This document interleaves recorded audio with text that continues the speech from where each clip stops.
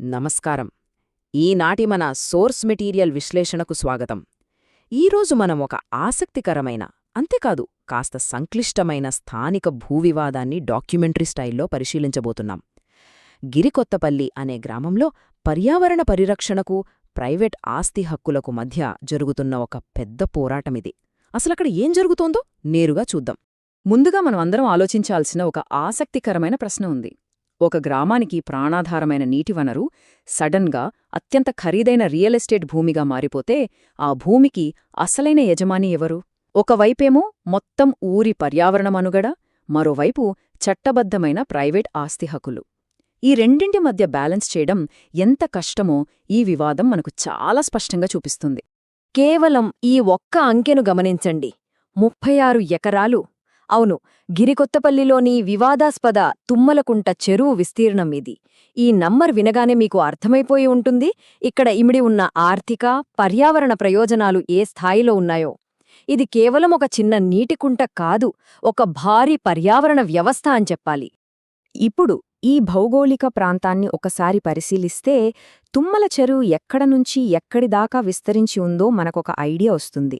ముఖ్యంగా సర్వే నంబర్లు 244 మరియు 245 చట్టపరమైన భౌతిక ఘర్షణలకన్నిటికీ సరిగ్గా కేంద్రబిందు ఇదే. ఇక్కడ కనిపిస్తున్న గీతలు కేవలం హద్దులు కాదండి, ఇరు వర్గాల మధ్య రగులుతున్న అసలు సిసలైన వివాదానికి ప్రతిరూపాలు. మొదటి భాగం, గిరికొత్తపల్లి నీటి సంక్షోభం. అసలు ఈ నీటి వనరులపై ఆధారపడి బతుకుతున్న స్థానికుల పరిస్థితి ఎలా ఉందో ఒక్కసారి ఆలోచిద్దాం. ఈ ప్రాంతంలో వ్యవసాయం మొత్తం గొలుసుకట్టు చెరువులు అనే చారిత్రక విధానంపై ఆధారపడి ఉంటుంది. పైన ఉన్న చెరువు నిండితే ఆ నీరు కింది చెరువుకు చేరేలా మన పూర్వీకులు ఎంత అద్భుతంగా ఈ సిస్టంను డిజైన్ చేశారో కదా. ఈ చెరువులు వర్షపు నీటిని ఒడిసిపట్టి గ్రౌండ్ వాటర్ను పెంచుతాయి. ఒకవేళ ఈ గొలుసు తెగిపోయిందంటే ఇక అంతే, ఆ ప్రాంతంలోని 90 ఎకరాల వ్యవసాయ భూమికి చుక్క నీరు అందదు. మొత్తం ఊరి ఎకోసిస్టమ్ కొలాప్స్ అవుతుంది. గ్రామస్తుల భయానికి మెయిన్ రీజన్ ఇదే.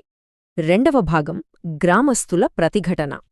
మరి ఇంతటి సంక్షోభం వస్తున్నప్పుడు గ్రామస్తులు సైలెంట్గా ఉంటారా? ఖచ్చితంగా ఉండరు.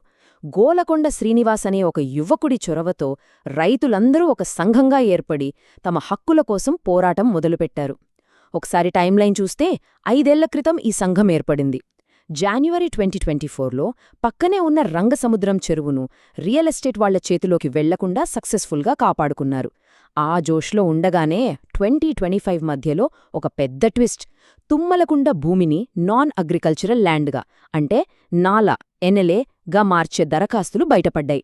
ఇక్కడే